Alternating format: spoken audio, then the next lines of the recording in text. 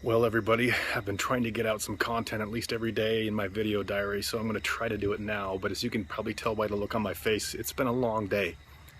It all started out normal. We were all eating breakfast, talking about the scope of the project, and then we got a phone call, and everything changed. We had to scramble to get into the van, load our equipment. We'd found out that two elephants had been killed along the railway about 2 hours outside of where we were. So off we went through rainstorms, through some pretty harrowing driving experiences because the driving laws are very different here in Sri Lanka. And we arrived to find out that basically the accident had taken place many hours before, so we didn't expect to see much going on. But when we arrived, there were still about 30 people frantically working on the rails. And what we were able to gather was that a family of elephants were trying to cross the train tracks at about 2 o'clock in the morning.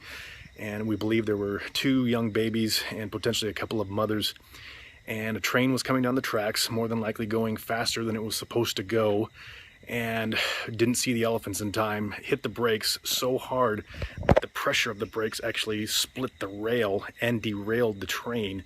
And one of the elephants sadly basically just disintegrated, and another baby was intact but was lying off to the side of the tracks dead.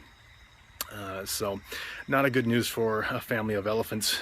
After that, as you can see now with my headlamp, we did return because typically when there's been some death, they will return to the vicinity where the death took place. So we've been hoping to see if we could run into them, and sadly that did not happen. The other sad part of this whole story is that we were interviewing some locals, and one of them told us that when the babies died, one of the mothers stood by the dead babies and wailed until sunrise, and she said the voice sounded almost human, and she said it made her sad because she was a mother and she remembered wanting to protect her kids, and that this elephant was unable to do that, and she knew what that pain would likely feel like. So it's been a very difficult day, but this is why we are here.